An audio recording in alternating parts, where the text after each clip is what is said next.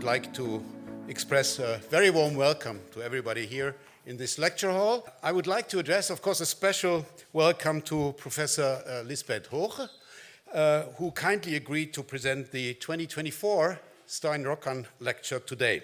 Many thanks, Liesbet, for being with us.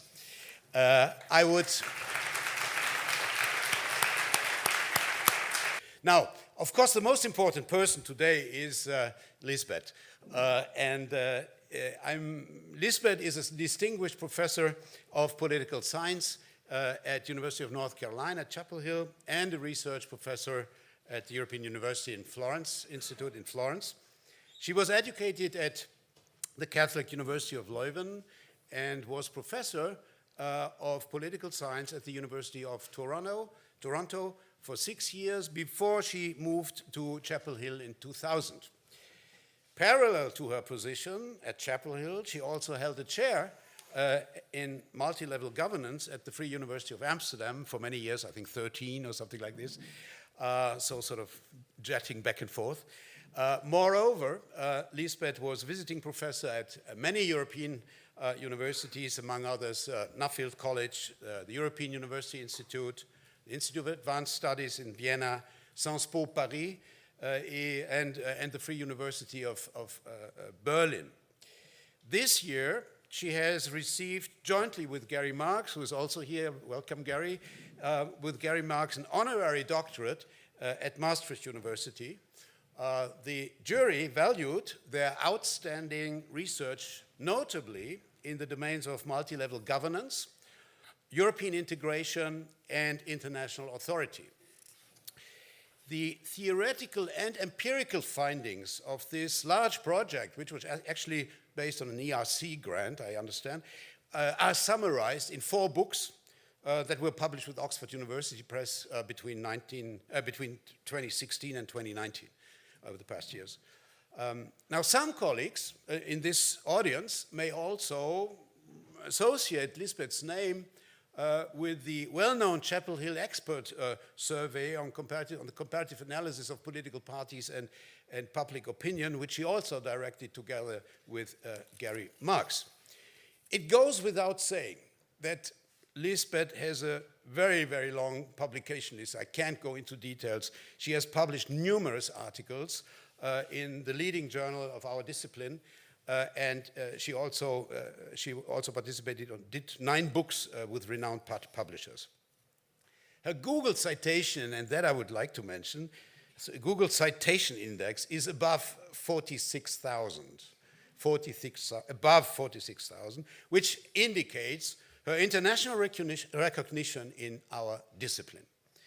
Currently, Liesbet and Gary are leading a 5-year advanced ERC, another one, that analyzes the existing political polarization in Europe and in the US. More precisely, they examine the social roots of transnational cleavages.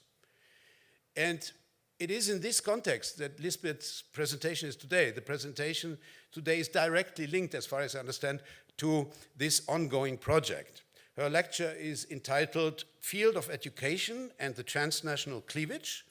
Liesbet, the ECPR is very, very grateful that you will present this year's Stein Rokkan lecture. Thank you again very much for being with us. The floor is yours.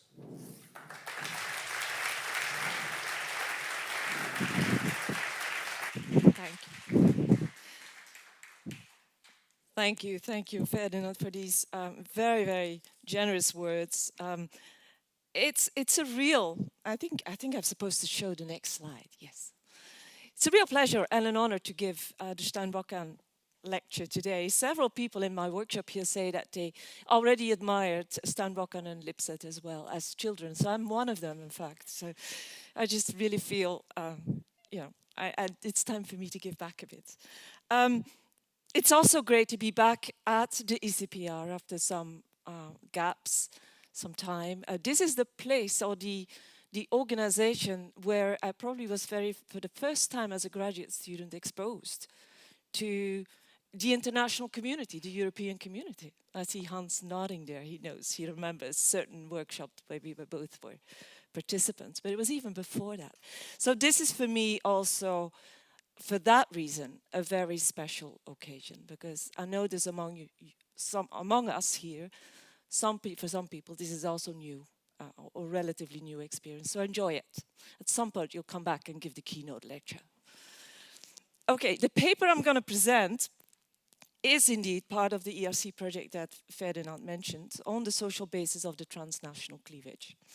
It's co-authored with Gary Marks, my longtime partner in life and intellectual work, as most of you know, who's in the audience, as Ferdinand pointed out, and also Jonne Kamphorst, I think you're seeing the slide there, right?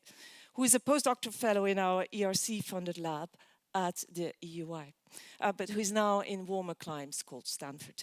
So this paper builds on earlier work with Gary and on the transnational cleavage, and in particular on the sources of support for Gal and Tan political parties, that is green, alternative, libertarian parties on the one side, and traditionalist, authoritarian, nationalist parties on the other.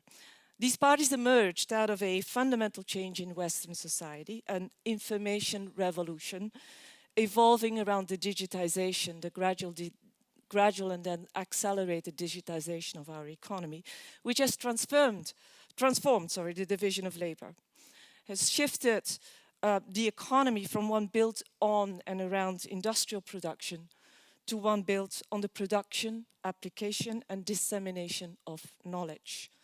And that places education at the heart of the transnational cleavage. The paper I'm drawing from for this talk has a direct target: to rethink education. What is the actual experience of being educated? Specifically, I conceptualize, operationalize, and measure a variable field of education, or substantive field of education, that has not been used in voting models, and I show that it is powerful in explaining both Gal and Tan voting. So just to give you a sense of the outline of my talk, so I'm going to say a bit why field of education, and then how we measure field of education, modeling field under controls to see what its inferential leverage is, then discuss some inferential challenges that always come along when one does analysis, and move into probing some questions around the causality, and finally some implications of that. For those of you curious about the paper and documentation around it, including replication data, it's actually forthcoming right now with the APSR, but you can check it out, an early view on either of our websites, so you can see that there. Okay. Right.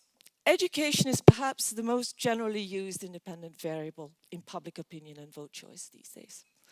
That is to say, education conceived as level of education. It's also the strongest predictor of both Gal and Tan voting, or alongside occupation. And as I'm sure you know, most Gal voters, or lots at least, have college degrees or post-secondary degrees. Most Tan voters have only secondary education, so that's what's driving a lot of these models. So level of education, you could say, is the king of the Gal-Tan hill. But that's not the only way to think of education. I argue that the substance of a person's education, that is the field in which a person is educated, is more influential. Fields of education vary widely in their content. There's no engineer here probably, there's a lot of social scientists. Their skills they foster, they engage students in distinct networks, they qualify individuals for particular occupations.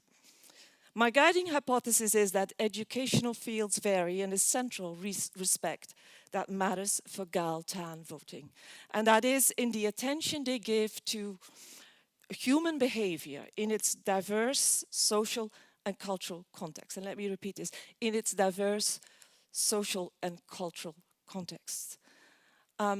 This doesn't fall out of the sky. This draws on a literature that reveals that students in the arts, humanities, social sciences, etc., tend to be and here I have a list, significantly more detached from market ideology than those in economic or technical fields. There is the book, one of the early books that makes that point also with data, is by Lade and Liesbet, The Divided Academy, 1975. They're more willing to emphasize situational explanations for individuals' life chances. They're more inclined to understand and appreciate other people's standpoints or way of life. They're more inclined to have pro-transnational attitudes on migration, on Europe, on international governance, on the third world. So the contrast is with business-related fields, which focus on a more narrow aspect of human behavior, on an instrumental material behavior, which is a slice of human behavior, rather than placing humans in the broader, diverse social and cultural context. Or technical fields of study, such as engineering or accounting, which tend to bracket interpersonal concerns to focus on the manipulation of things, tools, machines, products, in the natural world or in the human-made world. The point is that a type of education shapes one's mindset, the way one looks at the world, the way one evaluates, judges the world, how it is and how it should be, worldviews. There's this somewhat curious book that some of you might know. It's called, quite provocatively, Engineers of Jihad by Diego Gambetta, a sociologist, which makes that connection, and I'm not sure I'm entirely by it, but it's an interesting idea between violent extremism and education of engineers, in fact, engineering, the technical field. He observes that engineers display, and here I quote, a preference for order, structure, and certainties, and a penchant to seek simple and unambiguous solutions to the social world and its ills. People in our kind of world rarely come up with unambiguous and simple solutions because we don't really believe in them. Whether you buy that entirely or not, there is something, a kernel there, that seems to capture an essential difference in what the substance of education. Now, since field of education has not been used in the study of voting because we often don't have the information on it, we need to explain how we operationalize this in a vote choice model. And here I'm going to take some steps. So field of education usually comes as a series of nominal categories. And I think I can hopefully click on this. This is an example. Maybe I can't. Oh yes, there I am.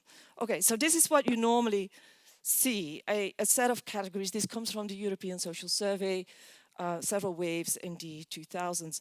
Arts and humanities, engineering, social studies, that type of thing. There's 14 if you count them. That's pretty an efficient way if you have a voting model, because you got all these literally dummies. So dummies being uninformative, because what variation, what latent dimension do these nominal fields express? So that's where we want to go. So our challenge is twofold, operationally speaking. One is to convert nominal categories into some discrete or continuous measure that captures a theoretically relevant latent dimension. And second, to show that such measure has non-trivial inferential leverage on Galtan voting. I mean, is the exercise worth it, right? So, task one, the conversion, and I'm going to have to go back this way because otherwise. We seek to array fields according to the human-centered nature of their study. That is, the prominence of skills that train our capacity to understand and show appreciation for other people's different life chances and different life choices.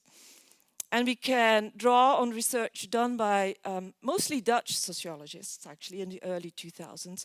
Herman van der Werfhorst, now a colleague of ours at the EUI, and Krijkamp, de Graaf, and a number of other people based in and around Nijmegen and Amsterdam in those years, who collected systematic information on which skills predominate in which fields of study. Essentially, they ran a nationwide representative survey and asked respondents to think, reflect on the field of study where they had completed their highest degree, and to reflect to what extent of a battery of 16 skills they had been trained or had been exposed to this. 4 cultural skills, 4 economic skills. I'm going to go back here a little bit. So to let you focus, 4 cultural skills, 4 economic skills, 4 communicative skills, and 4 technical skills, hence SECT. And you'll hear this SECT further in my talk. And it's the cultural and communicative skills that are primarily geared towards training people to think of humans in their diverse social and political context. We can turn this in a part-to-whole measure, scales from 0 to 1, with 0 being lowest on what we call SECT, but which is really cultural and communicative skills, and 1 being highest on SECT, which captures, in other words, the prominence of cultural communicative skills in the full set of skills. So each field then gets its own ratio score. So now we moved from a nominal variable to what is a ratio variable, and we can use that in voting models. We use that in 2 ways. At the individual level, we can use it depending on the field of education that a person reports. So we call this individual SECT. Someone in our workshop suggested call it educational SECT, which is, I think, a nice amendment. But we can also use it as a property of an individual's occupation by averaging the SECT, the educational SECT of all people within a certain occupation, and use that as an indicator of the cultural communicative content in a particular occupation. We do that for the voting people among you at the ISCO 3 level, because the data that we have is detailed enough so we can actually get to a relatively coherent occupational level. There's one kind of little trick or little challenge here, in the sense that the skills information we have to create this measure is 25 years old and was collected in a particular country, which I love very much, but it's still only one country. It's called the Netherlands. So to what extent can you still trust that you can extrapolate this, A, to the contemporary world, and B, to countries that presumably might have different educational systems than the Netherlands? So this is why we replicated in a survey in 2023 in the United States exactly the same 16 skills using the exact same list of nominal fields. So we asked respondents to tell us to what extent they have been exposed to each of these 16 skills. And we were relieved to see that the rank order correlation was 0.9 with the measure that we had extracted from the Dutch sociologist data of the early 2000s.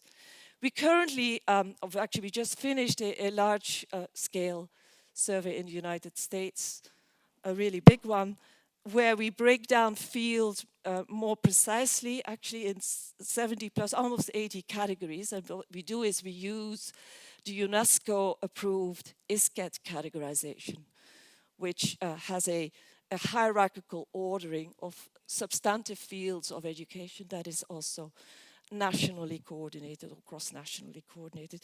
And again, we ask our respondents to assess the extent to which they have been exposed to each of these 16 skills. So hopefully we'll get some robustness assessment out of this, to what extent we can actually use this ratio and extrapolate this to other data sources.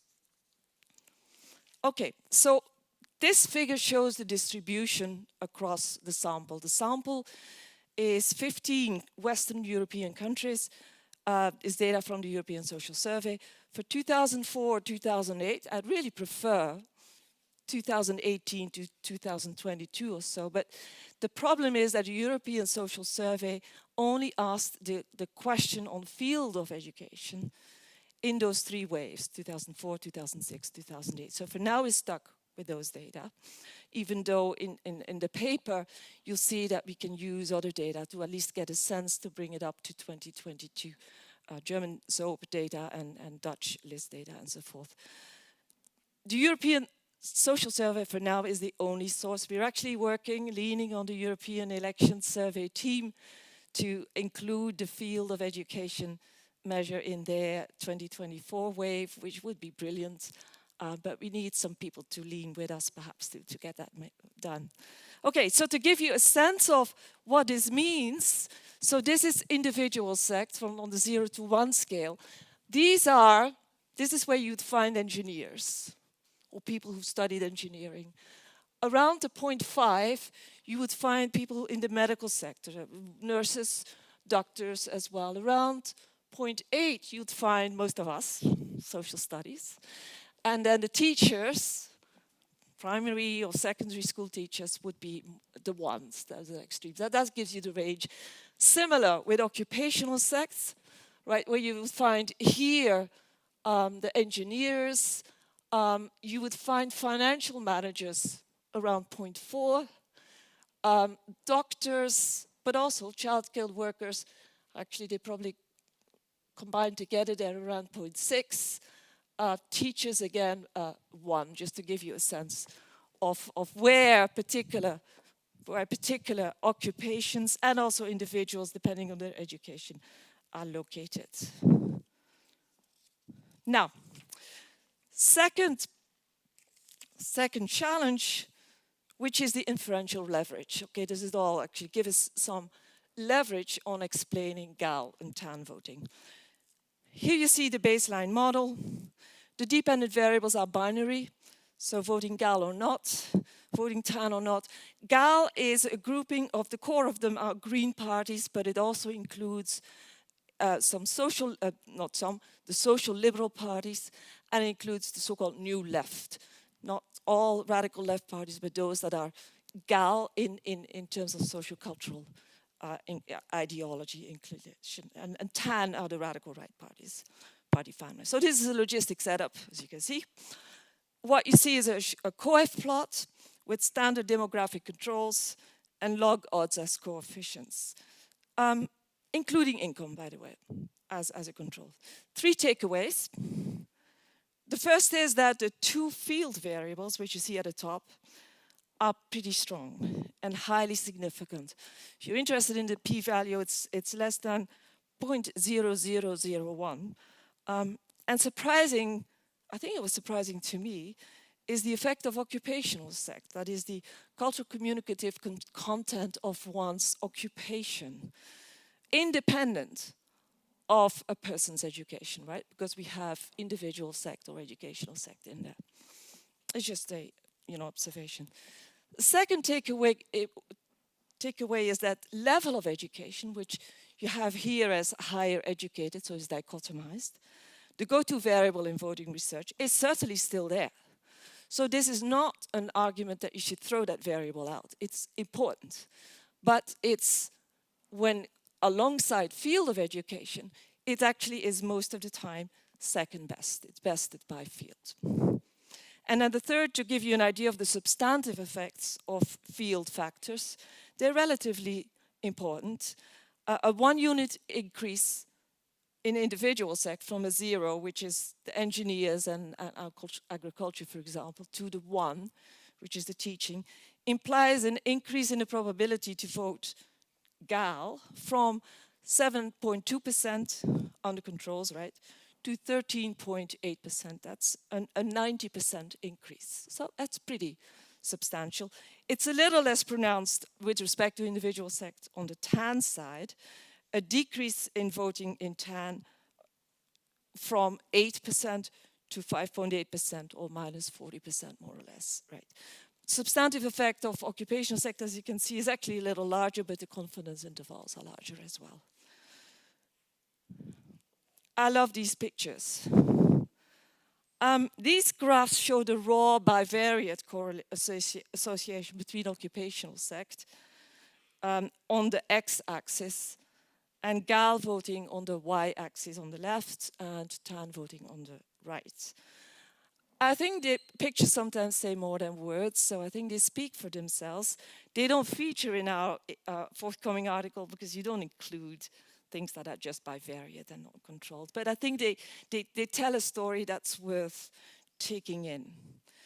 The horizontal broken lines indicate the sample average for GAL, and TAN voting for GAL, that is 9.6. For TAN, it's 7%.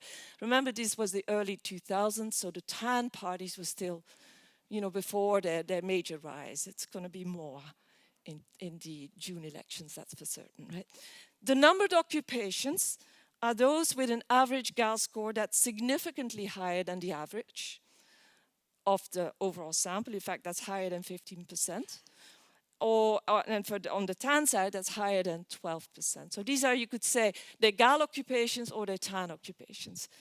The bottom line here is that occupations with high sect, in your left graph, the human-centered ones, are GAL, very much inclined to vote GAL. To give you a sense of who is there, if you were to look at the numbers, teachers, various types of teachers, a lot of types of teachers there. Social workers, artists, writers, handicraft workers, interesting, artisans, librarians, social scientists, not economists though. Occupations with low sect are much more likely to vote TAN. That's what you see on the right hand. And you see that all these numbered occupations are on the left part of the graph, which is indeed the low sect part of the graph. To give you a taste of this, you'll find miners there, construction workers, semi-skilled machine operators, vehicle drivers, engineers. Jacob Gambetta would not be surprised. We think occupational sect brings something to the table. It doesn't replace necessarily the USH categories that many of us have worked with, right? Daniel USH, interesting work. Theoretically driven, but hand-coded the different USH, ISCO categories in 8 or in 16, at most 16 categories. Most of us work with the 8, and the key ones that are often mentioned in articles on GAL voting or TAN voting are the production workers for TAN voting, inclined to TAN voting, and the social cultural professionals inclined to vote for GAL. There is information in the appendix, also a little bit in the paper. We run models where we have both occupational sect and these USH categories, and actually both of them add something in terms of explanatory variable, of explaining variance. But the advantage of the occupational sect is it's a more parsimonious measure. It's just one line, right? It's one variable, and it actually remains robust even after including these 8 dummies from the USH schema. All right. No paper gets written without having to address inferential challenges, or certainly gets published without having to address inferential challenges. There's several. I'm going to focus on 2.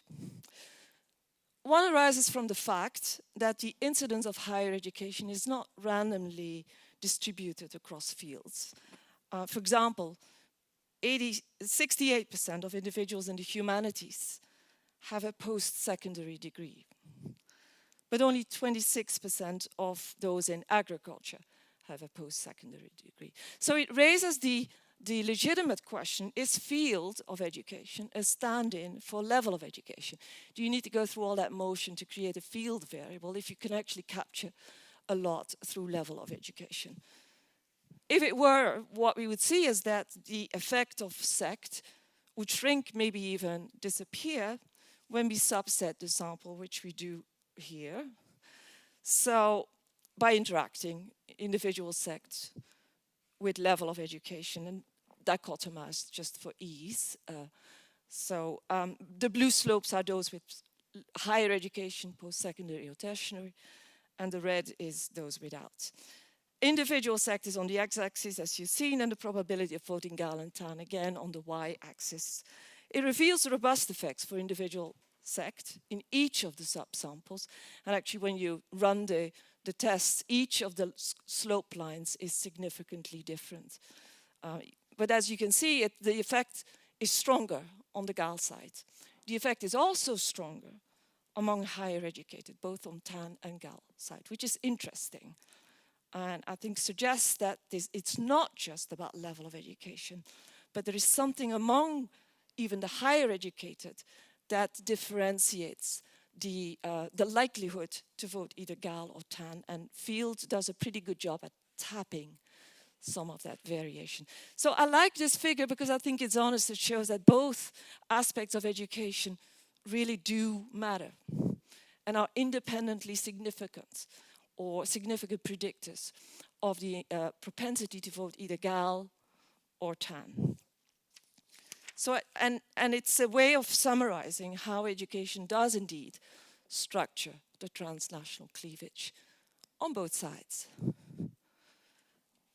Second inferential challenge derives from gender sorting. This is another of my favorite graphs. Again, bivariate and therefore not in the paper, but you'll see it here. It shows the distribution of sex scores for men and women separately. And you see immediately the bulk, or actually if you look at the white dot, which is the average for the subsamples, they're far apart. The average sex score for women is 0.53. The average sex score for men is 0.34. So that raises an important inferential threat in the sense women on average have markedly higher sex scores. Women also tend to vote gal more and less tan. So is sex just a proxy for gender? Are we looking in the wrong spot, in the wrong place, in other words, right? Is the marked gender imbalance across field the reason we find a strong association between sex and voting? And here is again a way of beginning to answer that by again subsetting the example, this time by gender, or sex is actually the better word to use here.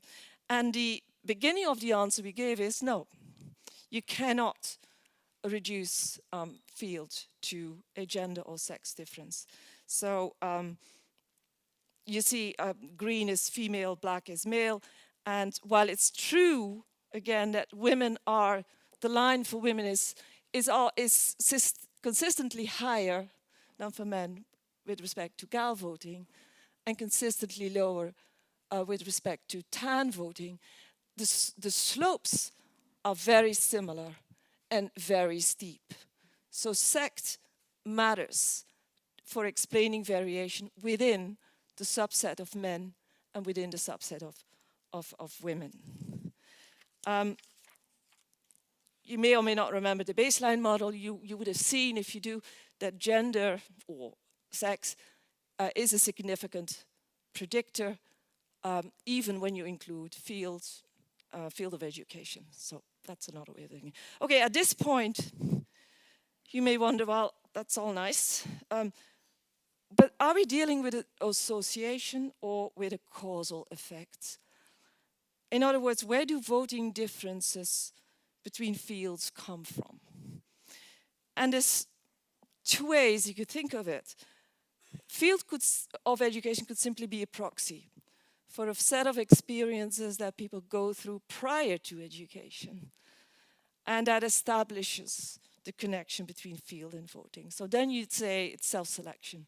You choose a field because you're inclined to by other experiences that are sort of omitted from the model and that are the real drivers. Or could it be that individuals internalize distinctive values and political preferences while studying a particular field, or while working in a particular occupation with a certain cultural communicative content? And then we'd be talking about socialization. In other words, your teaching makes a difference. You need a different sort of data, not cross-sectional data, to begin to tackle these issues of causality.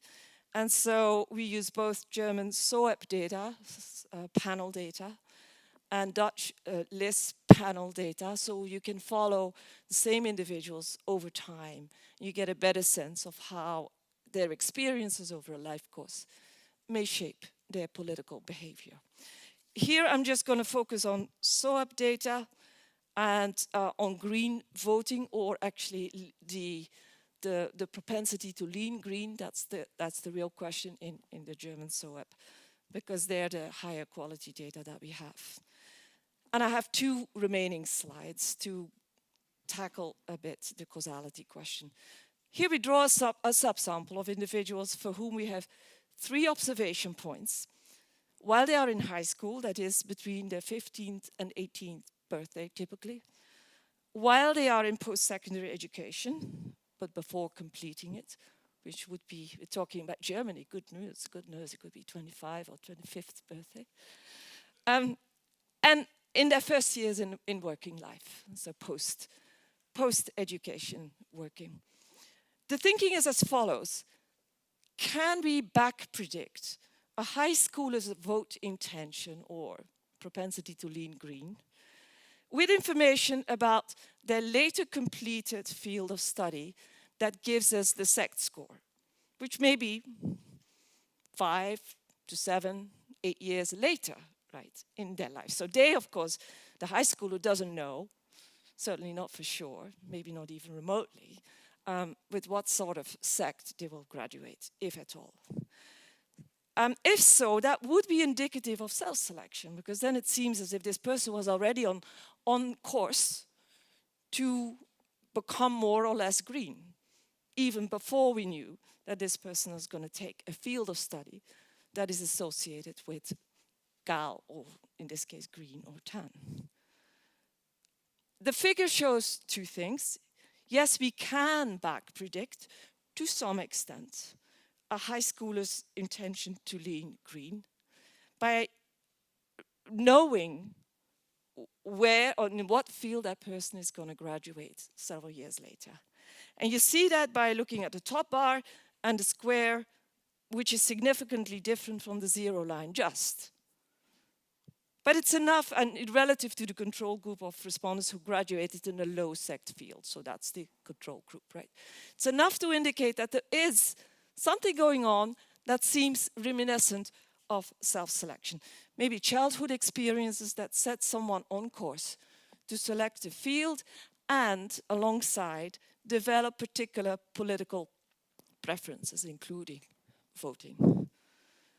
But that's not all, and those are then the 2 lines underneath, the second and third horizontal bars, which is clear evidence of socialization post-high school, both inside, while a person is studying in higher education in either higher or lower SECT, and you see that bar, or at least the center of the bar, which is a triangle, is much further removed from the 0 line, so the effect is larger of SECT.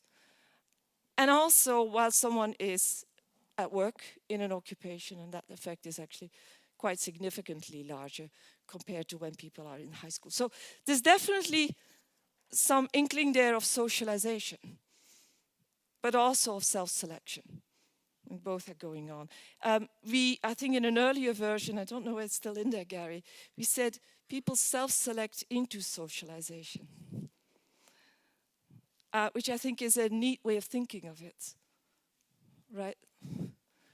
These are cumulative experiences for most people.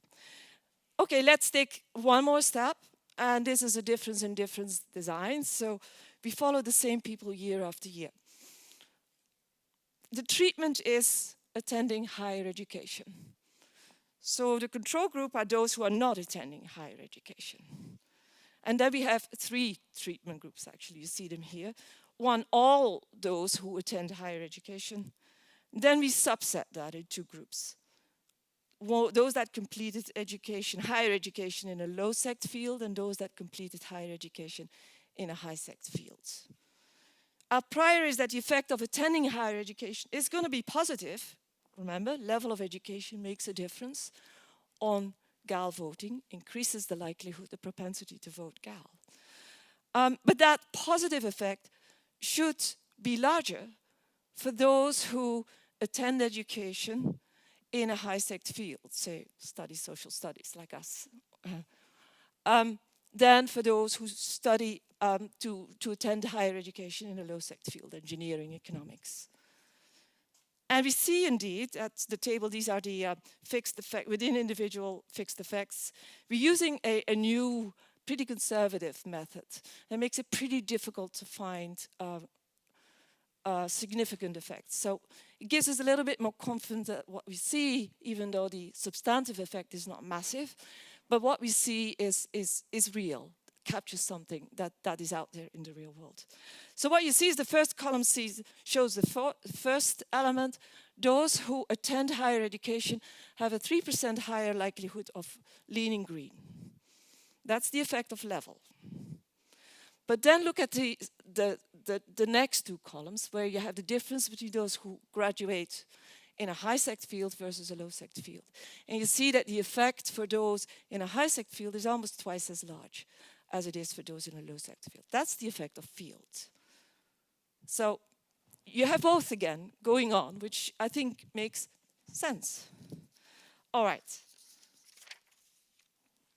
I'd like to, instead of internal conclusion, I think I'd like to step outside and talk a bit about what we could take away from here in terms of the kinds of data that could be useful to collect. Most of us have a strong sense we are at the cusp of a political transformation in Western societies. Not a very comfortable one. To understand what the heck is going on, we could really do with better data. The data we political scientists typically have to work with are often quite crude. So I'd like to make a plea for collecting more fine-grained information and also hopefully suggest some venues through which we might just work on that. Of course, on field of education, but I guess I could, you expected me to say that, the self-interest there. But equally urgent on occupation. This is not a huge ask, because with recent advances in survey design and survey data preparation, that's within our reach.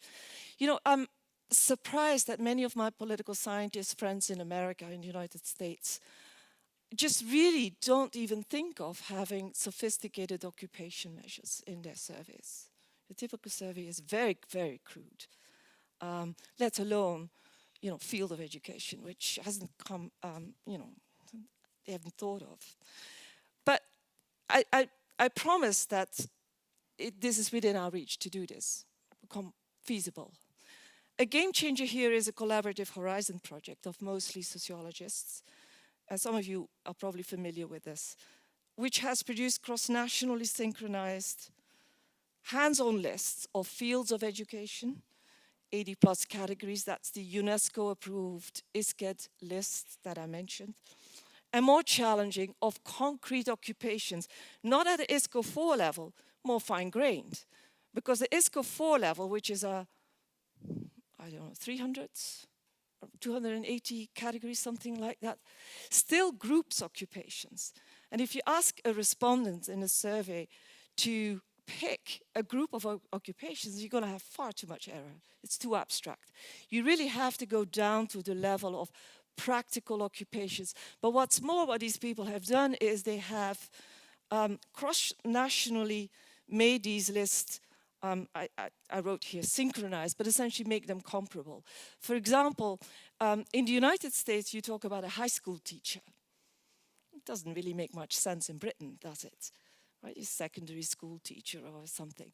So what they have done is they have separate lists for US English, British English, and they have lists for, I forget the number of languages, but a whole range of languages, all European languages, but there are probably about 10 different types of English as well. So these are nationally embedded lists that they can much more easily used in survey analysis. They can be imported in public opinion surveys, including the surveys that you and I run with our limited European or national grant money, because you can use them as structured search trees. That's, for example, a good way to do it when you're doing the educational fields, because these are structured in a top set of categories, 9, I believe, then some get folded into subcategories and folded again in a third category. There's three levels. In the case of occupation, which has more than 500 occupations, a list of occupations, That is obviously not an option. No respondent would have the patience to do that. So there you can, they use a Excel file that can be loaded, uploaded, API lookup database. Looks pretty much, and then ask someone to start typing in their occupation. Pretty much like we do in Google a lot of the time. We type something in, we want to get to know something, and Google then helps us to find the page. In this case, the API lookup facility will offer a set of options that have the letters that this person has typed in. So if you say teach, for example, you might have 10 different teaching options. So this is handleable, if that's a word, for a vast number of respondents, particularly in a world where we've gotten used to Google or just search things up on the internet. There'll still be open responses, no doubt, write-ins, and there's an option for that as well. And here, there's many bad things about AI, but the good thing about AI is it's pretty good at post-coding these open responses in a machine way. So that is solvable as well, as long as it's a residual category. We're currently test running the US adapted lists in our large US survey, so both the education one, we use the search tree, and the occupation one, where we use the API Excel file upload facility. We haven't really had a chance to look at the data. We will, hopefully next week. But as far as we can tell, first kind of feel of it is that people are able to handle this, which is why we've kind of gently passed on information to the EES team, which, and now I've passed that on to you as well. Thank you very much.